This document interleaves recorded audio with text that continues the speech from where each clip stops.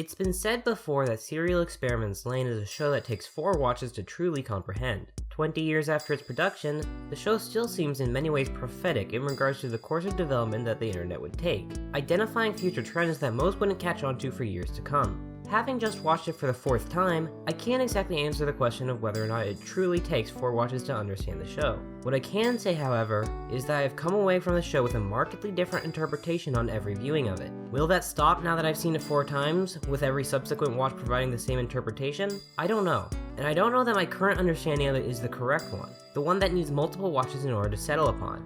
Rather, I believe that your personal interpretation of Serial Experiments Lain will always, at all times, come down to your life situation at the time of watching it. In light of that belief, I would like to take you on a trip through my various mental states at the times I've watched Lain, showcasing how I've understood it each time. It's hard to pinpoint when exactly I first watched Lain, as is the case for so many of my earlier anime watches, but if I had to guess, it was probably during the fall of 2013, or the winter of 2014, my freshman year of high school. Adolescence was not kind to me. Certainly, it's not a period which is easy for most people, and I'm not pretending to be special in any way, but I certainly felt especially weird at the time. I was never in the deepest of depressions, but middle school was certainly the peak of any depressive feelings I've had in my life so far. Certainly, I was relatively happy, and had a circle of friends, but I didn't feel like I had those friends, or like I was that happy. My personality, hobbies, and identities were hidden from the world, leaving only a face that others wanted to see. My friends didn't feel like my friends, they felt like friends of some other person whose will I was simply carrying out. I was disconnected from the world around me. Everything felt a bit off. My voice, which I had been fond of up until this point, was deepening and masculinizing against my control. Hair was appearing on my face, and that felt wrong. I just gradually looked less and less androgynous, more and more clearly male.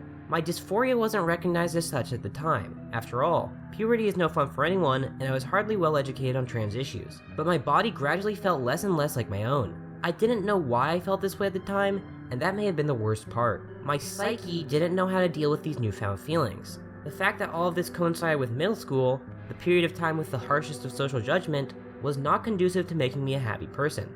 Fortunately, the internet was a place of refuge. The general alienation I felt from the physical world was not a problem there. Gender was not a concept I had to consider in any real way.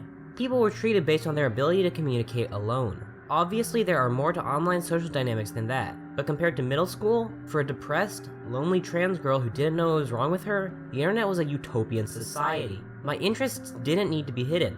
My opinions could be expressed freely, and because of the pseudo-anonymity, I could always duck out and reappear as a new person if need be. At the time, living solely on the internet was incredibly appealing. After all, I enjoyed using it far more than I enjoyed real-world social interaction. Wouldn't it be absolutely amazing if I could just live on the internet, free of the social standards which bound my daily life, free of the body which was increasingly uncomfortable? To my adolescent brain, there were few issues with this idea, other than the obvious fact that it's impossible. But that's what a fantasy is, of course, something impossible that you'd like to happen. As time went on and I made it through middle school, these feelings did not desist. If anything, they intensified. I found a group of online friends, and they became the only people I cared to spend time with. This was connected to, and coincided with, my deepening interest in anime. As I said, the past feelings of wanting to escape into the internet continued. My depression slowly faded over the summer of 2013, where my friends were all online and the physical world could be ignored as much as possible. Life was pretty good. I could play games, talk to people I liked with similar interests, and I didn't have to deal with the painful alienation of the real world. I felt as if my life was finally going according to protocol. Of course, school had to resume eventually, and when it did, I certainly wasn't happy. Now, it wasn't as bad as middle school. In my experience at least, high schools are a lot more relaxed, a lot less focused on imposing social rules on other groups. But still, I felt out of place. As always, I had friends who I could talk to, but my full interests never came out, and I always felt off. Things were far better than in middle school, and I was no longer depressed, but I still felt lonely, and I still felt that sinking into the internet wouldn't have been the worst of ideas. It's around this point where I would have watched Serial Experiments Lain. I had always been a fan of slower and more introspective shows, loving Eva when I had watched it that year as well, so Lain was right up my alley from the start. Lain reflected so many of my thoughts and feelings at the time that it was almost scary. I felt disconnected from my body. I wanted to abandon it and live in the internet, and that's the thing which quite literally happens in Lain. More than one person dies only to live on in the wired. In our world, of course, that's a fantasy. But there, it was real, and in many ways, it seemed enviable. The show was moody in my aesthetic in so many ways. I adored the music, the color design, and the background art. It's the kind of cyberpunk I loved the most at the time, the kind that is only different from our world in emphasis, not in form. Lain herself appealed to me on a particularly interesting level. Like many anime girls I liked at the time, and to some extent, this continues, I both wanted her and want to be her. She was adorable in a way which was somewhat erotic to a 14 or 15-year-old me, but I also literally wanted to be like her. Not due to her status as a goddess, though I wouldn't have passed that up, but her actual ability to live in the wired is something I desired for myself. I wanted to be like many female characters at the time, something I would obviously realize later as connected to my gender, but this was true to a greater extent than usual for Lain. In some ways, Lain fittingly served as a goddess to me, and my interest in her was akin to that of a religion. But there was something that puzzled me about the series. The ultimate conclusions are that the body has value, and that the line between the wired and the real world should not be destroyed. I simply did not understand this perspective. Sure, I got the scene where Lain felt Arisu's heart and saw some value in the body through that, but that was a crucial difference between me and Lain. We were both attracted to other people, specifically other girls. But Lain had Arisu, someone she loved. I had people I loved, but not romantically, not intimately, not the type of love that Lain feels for Arisu.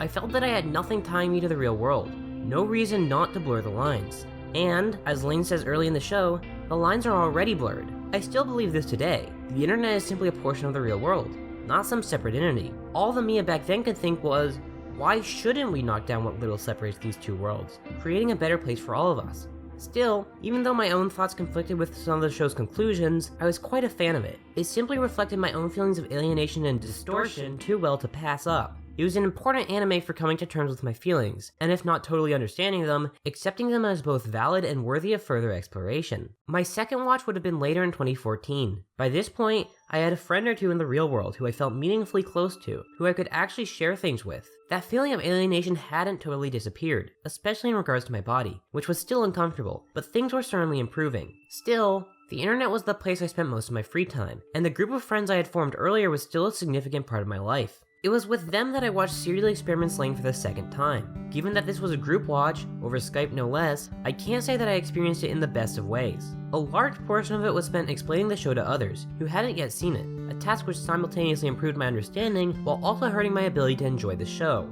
Fortunately, the long stretches of little happening gave me ample time to explain, but this time I wasn't given the chance to truly soak in the mood. We were talking about the show even during solemn scenes, and basically just acting like kids. I suppose I'm lucky that this wasn't my first watch, because otherwise, I may have never truly cared about the show. Of course, I said at the very beginning that I've gotten something different out of Lain on every watch. Aside from simply understanding the ongoing events better, something which greatly helped my interpretation of the show, I came out of this watch with a few different ideas. First, I understood the show's conclusions a bit more. I still prefer the internet at this point, of course, but I began to understand why many, and perhaps one day, even myself, wouldn't want to abandon the physical world and the body in order to live online. Second, and perhaps even more importantly, I started to question the difference between the physical world and the internet even more deeply. In Lain, the wired is literally a higher level of human understanding, the collective unconscious made conscious. The real internet is obviously not that.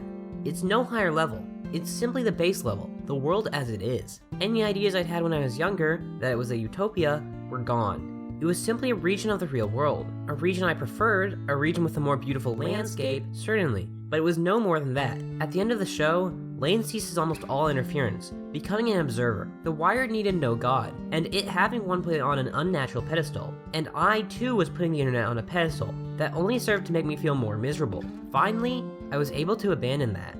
My third watch would not come until the winter of 2017, my senior year of high school.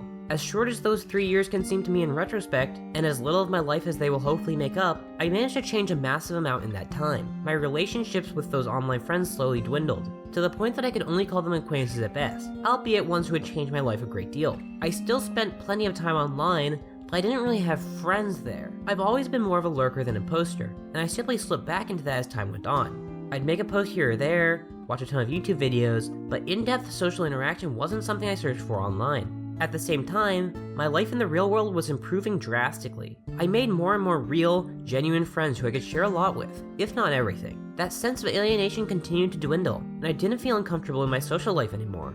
Similarly, the situation surrounding my body improved as well. Not that the effects of puberty magically reversed or anything. That is, unfortunately, not something that ever could have happened. But I finally figured out I was trans, discovering why it was that I had felt estranged from my body this whole time, and firmly developing my ego identity at last.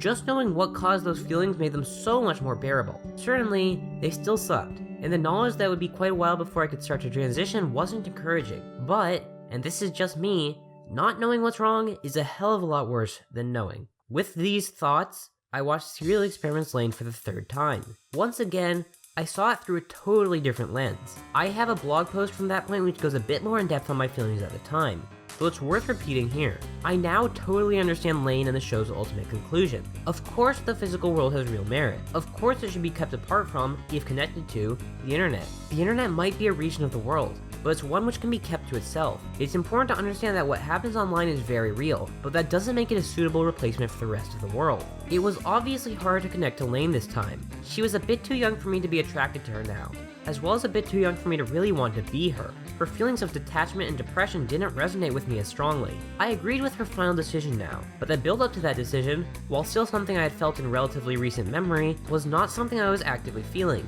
The show simply wasn't able to grab me on the same emotional level, because my life situation was so totally opposed to it. All my time wasn't spent online anymore. I regularly got together with friends and hung out. I no longer feared rumors and bullying for expressing my interests. I still saw it as a good show, certainly, and one which I held as an important part of my development, both as an otaku and as a person. But it was no longer my feelings personified. Perhaps it never could have been, given that I had finished Argy at this point, a show which had totally changed my outlook on life.